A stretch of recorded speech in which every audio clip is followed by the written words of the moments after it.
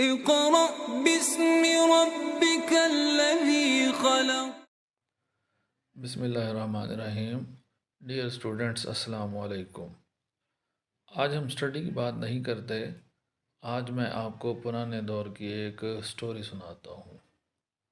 Story کچھ اس طرح سے ہے کہ کسی دور گاؤں میں ایک کسان رہتا تھا. اس کے ہاں ٹوینز کی پیدائش ہوئی، یعنی کہ دو جڑواں بچے پیدا ہوئے. ایک بچے کا نام اس نے ساحل رکھا، دوسرا شکل سے تھوڑا موٹا لگ رہا تھا، تو اس بچے کا نام اس نے کاہل رکھ دیا. وقت گزرتا گیا، بچے بڑے ہوتے گئے. ایک دن ایک امیر شخص آتا ہے اور وہ آفر دیتا ہے کہ میں آپ لوگوں کو جو ہے نا مریخ کے سفر پر بھیجتا ہوں، لیکن اس کے لیے کم از کم جو ہے نا 50 سال کا عرصہ درکار ہے. 25 سال جانے میں لگیں گے اور 25 سال جو ہے نا واپس آنے میں لگیں گے.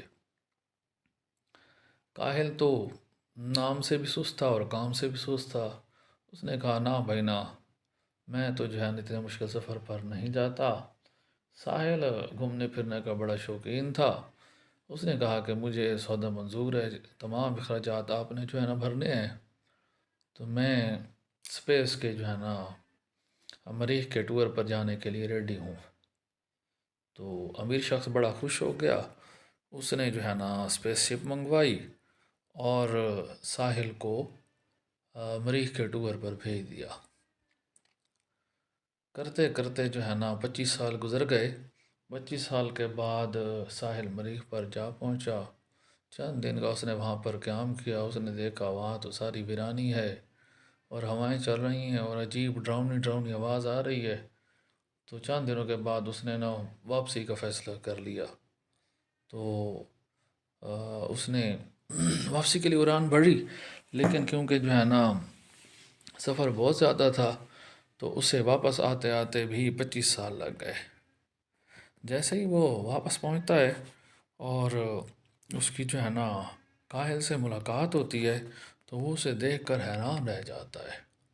ساحل جو ہے نا ابھی 50 سال کا ینگ مین ہوتا ہے، لیکن کاہل کے تو سارے بال سفید ہو چکے ہوتے ہیں.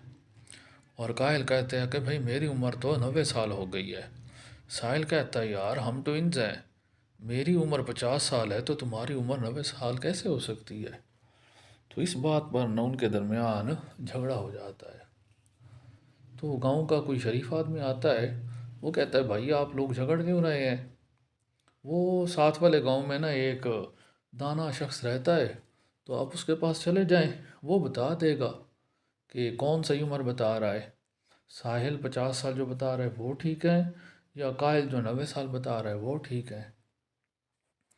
تو وہ دونوں فیصلہ کرتے ہیں کہ اس دانا شخص کے پاس جاتے ہیں اور اس سے پوچھتے ہیں کہ کون ٹھیک ہے.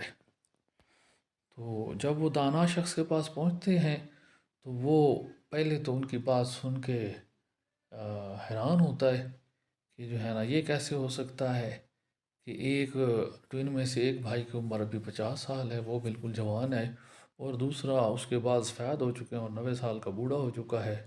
تو اچانک اسے خیال آتا ہے کہ بھائی میں تو آئنسٹائن ہوں اور میں نے تو 1905 کے اندر تھیوری آف ریلیٹیوٹی میں یہ بات بتا دی تھی کہ جب کوئی شخص ٹریول کرتا ہے تو اس کا جو کلاک ہے وہ سلو ہو جاتا ہے، اسپیشلی جب وہ الٹرا ہائی سپیڈ کے ساتھ ٹریول کر رہا ہو. تو بلکہ اس کے عمر کے گزرنے کا جو پروسیس ہے وہ بھی کیا ہو جاتا ہے، سلو ہو جاتا ہے.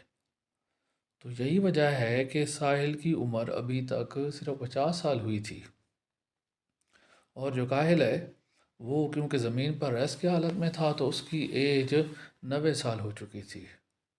ساحل کے جو کلاکس تھے وہ سلو چلنا شروع ہو گئے تھے، اس کے لائف گزرنے کا پروسیس بھی جو تھا وہ سلو گزر رہا تھا. جبکہ کاہل کیونکہ ریسٹ پر تھا، زمین پر تھا، تو اس وجہ سے اس کا کلاک تیز چل رہا تھا اور اس کے لائف کے گزرنے کا جو پروسیس ہے وہ بھی فاسٹ تھا. تو اس وجہ سے اس کی عمر کے 90 سال گزر گئے تھے، جبکہ ساحل کی عمر کے ابھی 50 سال گزرے تھے. تو ڈیئر اسٹوڈنٹس، یہ سیکنڈ ایئر کے اندر بڑا اہم ٹاپک ہے ریلیٹیوٹی، جو کہ آئنسٹائن نے پیش کی تھی 1905 کے اندر، اور ریلیٹیوٹی کے اندر ٹائم ڈائلیشن کا کنسیپٹ ہے۔ تو اس کنسیپٹ کو امید ہے آپ اس مثال کی مدد سے اچھے سے سمجھ گئے ہوں گے۔ اس مثال کو ٹوین پیراڈاکس کہتے ہیں۔ بظاہر یہ کنسیپٹ فرضی لگتا ہے، لیکن یہ ایکسپیریمنٹلی ثابت ہو چکا ہے، اور آپ موبائل کے اندر جو GPS استعمال کرتے ہیں اس کے اندر یہ عملی طور پر استعمال ہو رہا ہے۔